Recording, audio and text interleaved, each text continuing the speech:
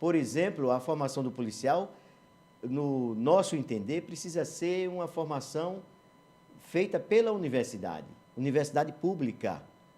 A parte técnica, a educação aí técnica deve ser feita pelas polícias. Você falou em unificação das polícias. Essa é a proposta do governo de São Paulo para a conferência? Por que você está defendendo isso? Se é do governo de São Paulo, eu não sei. Porém, é a proposta da sociedade civil. E você pode me perguntar por quê. Em 1831, Tobias de Aguiar, na província de São Paulo, todo mundo sabe disso, estou apenas repetindo, cria uma corporação e uma cavalaria. Imagina você, isso são termos militares. E o cidadão não precisa ter uma organização militar para estar tratando com ele. E essa cultura secular vem engraçando através dos tempos e até serviu de exemplo para outros estados da federação. Essa polícia precisa ser apenas polícia.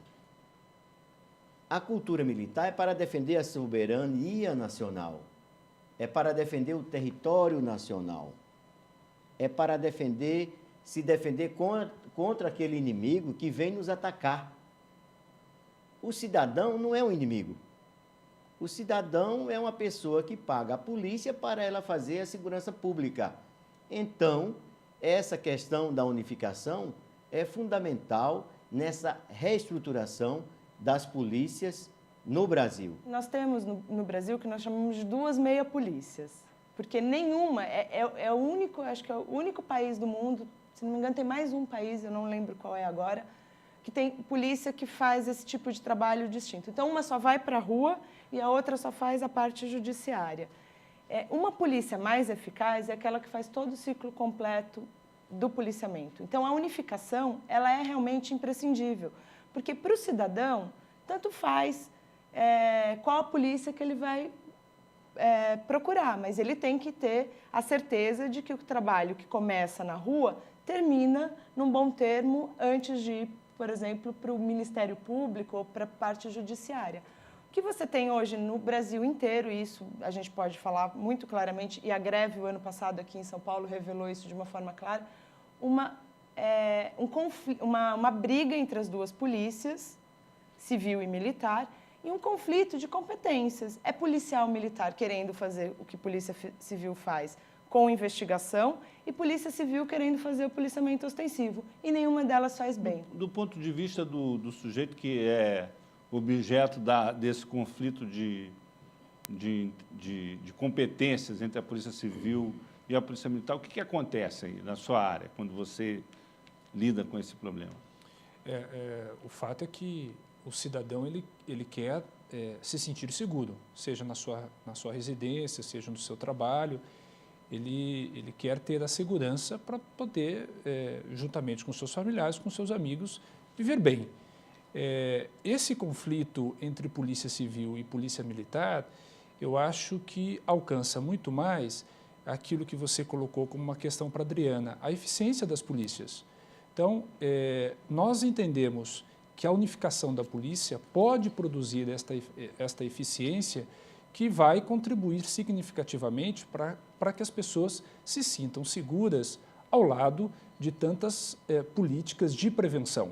Porque a polícia, da mesma forma que ela faz o trabalho preventivo e fundamental e essencial, mas esse trabalho de prevenção, como a Adriana apontou, ele se revela insuficiente. Ele tem que ser combinado com um conjunto de outras medidas, seja na área de educação, seja na área de saúde, seja na área de serviços prestados pelo Estado, no respeito ao cidadão, nas relações interpessoais, para se evitar o conflito. Mesmo no ambiente doméstico, isso é notório, que aquela conversa mal resolvida, aquele embate entre o casal, entre os vizinhos, entre os amigos, se aquilo não for bem resolvido, de forma serena, no respeito aos direitos, ali há um ambiente potencialmente real de existir um conflito. E este conflito é que muitas vezes gera uma violência, especialmente, agora eu trouxe aqui o ambiente doméstico, em que, de fato, aquele conflito dentro de uma residência, naquele ambiente entre vizinhos, se não for bem resolvido, gera uma violência e é mais uma medida preventiva que precisa ser enfrentada no combate à violência. Nós temos mais uma pergunta de telespectador. Por que todo mundo tem medo da polícia? Esse medo que a sociedade tem a ver. Tem a ver porque nem sempre esse policial, ele trata como devia ser o cidadão. Eu dei para você no início do programa um folder e agora a polícia me parou, né? O que é que eu faço, etc e tal. Então, a polícia deve tratar bem o cidadão e a pessoa tem medo dela porque nem sempre ela faz isso na abordagem, né? Não chega com respeito muitas vezes. Aqui não estamos falando em particular com ninguém, mas em tese, né? Então, esse medo realmente tem a ver, porque tem muitos casos em que realmente a polícia chega, principalmente na periferia, fazendo invasão de domicílio, né? Batendo. Outro dia vimos um caso em que a polícia entrou na casa da pessoa e torturou o menino até morrer.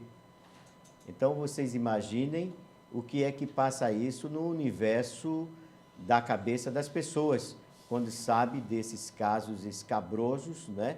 Não que seja todos, porém, uma parte dela faz com que a sociedade tenha medo dela.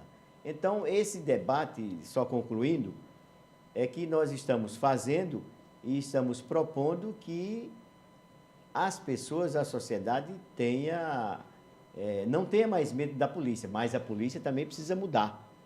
Precisa ter respeito com o cidadão. E, Adriana, o que você acha disso? Por que as pessoas têm medo da polícia? Eu acho que muito por conta dessa cultura violenta mesmo, que a polícia, ela é formada assim. A gente não pode dizer também que o policial Você acha que o policial tem que ser bonzinho? Não, eu não acho que ele tenha que ser bonzinho, não é essa a questão. Eu acho que ele tem que impor respeito e autoridade, mas não autoritarismo. São duas coisas muito diferentes.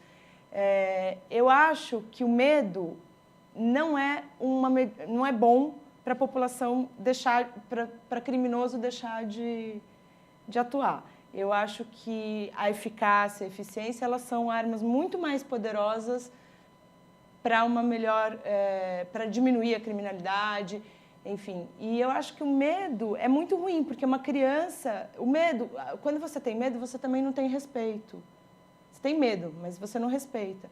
E uma instituição como a polícia, ela devia ser respeitada pela população e não ser alvo de alguma coisa que causa medo, não ser o bicho-papão da história, né? Azevedo, se me permite, eu acho que, eu sempre digo isso, a polícia que está na rua, que está ali no momento do confronto, que está fazendo o policiamento, é muito importante que ela não vista a camisa da vítima e também não vista a camisa daquele suposto infrator, para que ela haja com serenidade.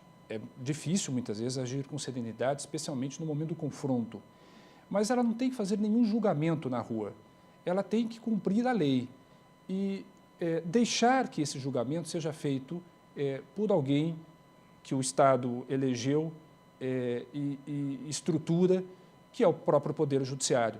Você está dizendo que o policial, a tendência dele é decidir na hora quem é culpado, quem é inocente. E já tomar as decisões e as consequências da decisão. Ou seja, você fez tal coisa, você roubou, você matou, você estuprou, você traficou. Então, o policial, às vezes, de forma arbitrária, de forma excessiva, acaba ali no local, agredindo, torturando, matando